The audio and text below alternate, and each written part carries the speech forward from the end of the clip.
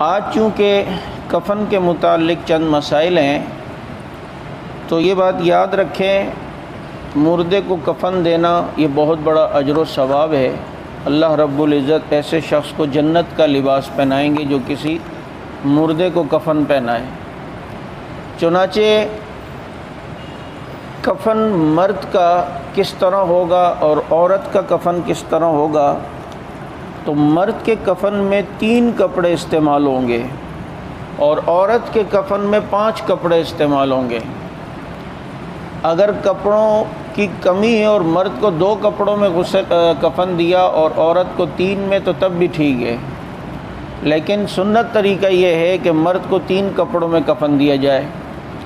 میں نے آپ کو غسل کا طریقہ بتلایا تھا۔ مردے کو غسل دینے کے بعد اس کا جسم کسی صاف کپڑے سے خشک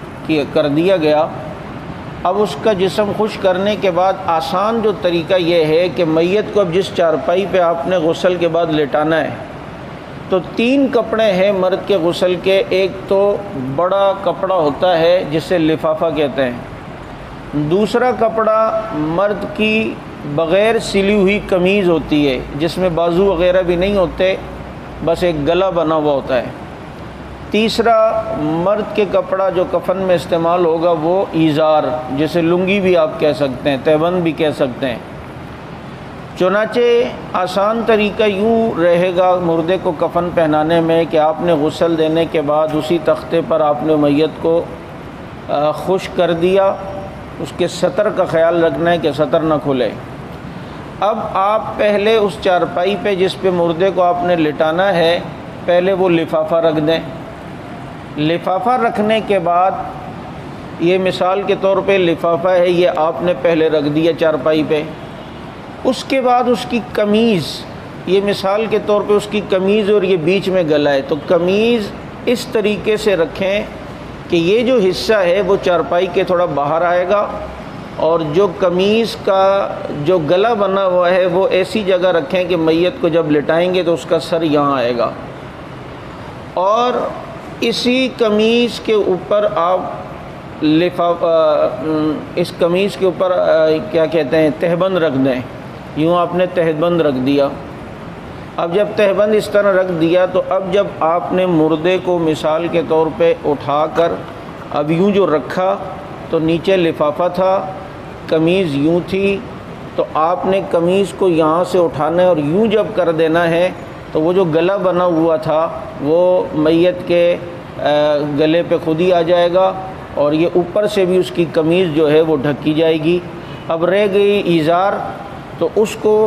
آپ نے جو ہے جو کپڑا اوپر آپ نے سطر کے لیے رکھا ہوا ہے تو آپ اس کو آہستہ آہستہ کھینچ لیں، کیونکہ اب قمیض اوپر اس کے سطر تک تقریباً آ جاتی ہے، اور اس کے بعد آپ نے اسے کیا کہتے ہیں ایزار پہنا دینی ہے، یوں فولڈ کر دینی ہے جو نیچے ایزار یا تہبند ہوگی۔ تو اس طریقے سے میت کا جو ہے وہ کفن ہو جائے گا۔ اب جب آپ نے قمیض بھی پہنا لی، ایزار بھی پہنا دی، تو اب جو ہے باقی لفافہ جو بڑا والا نیچے رہ گیا تھا اس کو آپ نے جو ہے اس طریقے سے کر دینا ہے، بند کر دینا ہے، اور بند کرتے ہوئے اس کا خیال رکھیں کہ یہ جو سیدھی طرف ہوتی ہے میت کے یہ کپڑا اوپر آئے، یہ الٹی طرف والا نیچے آئے، سیدھی طرف والا اوپر آئے۔ لنگی پہناتے ہوئے بھی اس کو آپ نے یوں ہی کرنا ہے۔ جب آپ نے اس کو لنگی پہنائی تو وہ تو یوں تھی، تو اس کا الٹی طرف والا آپ نے پہلے اس کو پہنانا ہے اور سیدھی طرف والا کپڑا حصہ اوپر آئے، اور جب لفافہ پہنائیں گے جو نیچے آپ نے بڑا کپڑا جس کو کہتے ہیں لفافہ وہ رکھا تھا تو اس کو ظاہر بات ہے آپ نے یوں جب فولڈ کرنا ہے تو پہلے آپ یہ الٹی طرف والے اس کو پہنائیں اور دائیں طرف والا سیدھی طرف والا کپڑا وہ اوپر آئے گا۔ یہ مثال کے طور پر یہ سیدھی طرف والا حصہ ہے تو یہ اوپر آنا چاہیے، اس کا خیال رکھنا چاہیے، کیونکہ دائیں طرف اللہ کے نبی ہر چیز کو مقدم رکھتے تھے، اور اسی لیے ہمارے حضرات کہتے ہیں یہ جو گلے کی جو یہ پٹی ہوتی ہے کیا کہتے ہیں قمیض کی، تو یہ کالر بھی آپ اس کو کہتے ہیں، یہ اوپر کی سائڈ سیدھی سائڈ اوپر ہونی چاہیے۔ عام طور پر ہماری جو ہے الٹی سائڈ والی اوپر ہوتی ہے، لیکن یہ دیکھیں یہ سیدھی طرف والی جو ہے نا یہ اوپر ہونی چاہیے، کفن میں بھی اسی طرح سیدھی طرف والا حصہ